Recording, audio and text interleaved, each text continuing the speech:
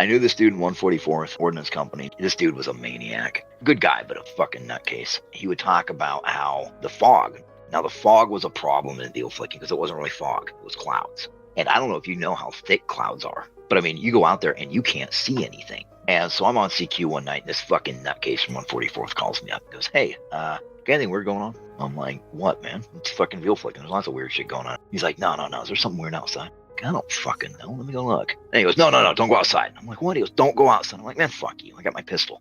I go outside and look around, and there's this weird feeling to it. I'm like, you know what? I'm brave and all. You know, I'll charge a machine gun nest. I'll kill a man in hand-to-hand combat, but I'm going back inside. You know, I go back in, you know. E3's like, what's going on? I'm like, listen, chain the fire escape. He goes, are you fucking kidding me? I'm like, no, chain that fire in a weird field. He comes back and he goes, hey, listen, the fire escape door was open. I'm like, fuck. Anything else? He goes, yeah, there was wet footprints on the steps. I'm like, God damn it. So, you know, now we got to go through the goddamn barracks. We got to hammer on the fucking doors. We don't find nothing except for muddy boot prints. I'm like, who the fuck is fucking up the floors? Because contrary to popular belief and what you see in the movies, military floors are polished to a high gloss. So you can see where somebody's been walking, and we're like, what the fuck? I go back and I call him, hey, I said, hey, are you guys coming over to our barracks and fucking with us? He's like, no. So I called 54th. You fucking engineer dickheads coming up here and fucking with us? He's like, no. I call 108. I'm like, what are you douchebags doing? And the guy from 108 goes, hey, listen, Delta Company said there's somebody outside the barracks, you know, and they went out and looked. I'm like, yeah. Well, they left like an hour ago and they're overdue. I was like, how many went? Standard team of 5. She sent 5 dumbass Rangers out in the fucking fog? No, they're gone forever. They're going to end up in like Eastern Germany or some shit.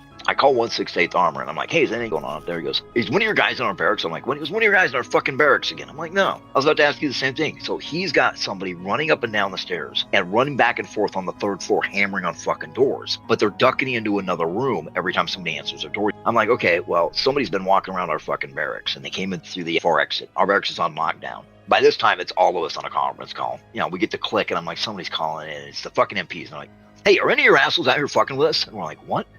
It's like, yeah, we got somebody lurking around the MP cars. Like, what? And, you know, I can hear that. You ever been on the phone with somebody that will hear them lean? You know, you can hear them lean to look out the window. Yeah. Yeah, it's that feeling. And he goes, so I'm looking at this guy, and I swear to God, he's on all fours on the top of one of the MP Jeeps, licking the windshield. And I look at the assistant CQ. I'm like, go get the armor and open the arms room. And, you know, the whole night, everybody's having all these fucking problems. Somebody kicking on the doors. Somebody banging on the doors. Oh, and the best one, 144th has bathrooms inside their rooms. People are waking up to somebody beating on the bathroom door from inside the bathroom. And when they open the door, there's nothing in there. So by this time, the MP is like, fuck this, I'm calling Stuttgart. They brought in the MPs from Stuttgart to help lock down all our barracks, right? And so, you know, the MPs, they're like, look, we've searched this place top to bottom. There's nobody here. And I get a phone call. I'm like, just a second, pick it up. It's the guys at the motor pool, and they're like, hey, we got a problem up here. It's like, what's up? He goes, listen, I'm in Tower 2, and there's a guy on top of Humvee 9 licking the windshield. I'm like, what the fuck? MPs go up there, nothing. All fucking night this goes on until dawn comes and the fog slowly rises up. No explanation ever. All we get, I love this. They bring a whole bunch of us into the theater, and the post commander comes out and goes, well, I want to tell you that as the post commander, I don't appreciate mass hysteria. What went on last week was unacceptable among adult men in the military. We expect better. This is where the story gets a little darker. So a week later, I'm sitting there in the NCO club drinking whiskey, and one of the MPs sits down, like, he's covered in mud, he's got pine needles in his fucking hair.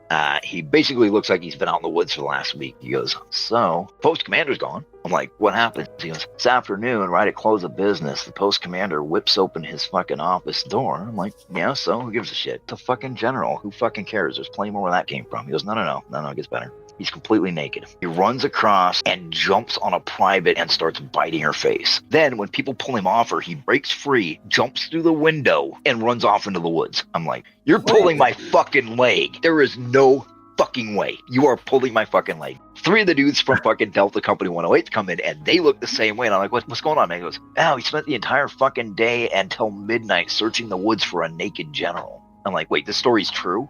But, you know, it never shows up in the paper. It never shows up in Stars and Stripes. It never shows up in, you know, the J.Ishiro newsletter. No. Anything that happens on Wildflecken is never reported on. Not once. None of this shit is reported on. Actually, when I got to Hood, I asked somebody who'd been in Fulda. I was like, hey, you were in Fulda? And he's like, yeah, I was a little bit here. I'm like, why didn't the papers report any of that shit going on in Fulda? He looks at me and goes, because that place is a shithole, man.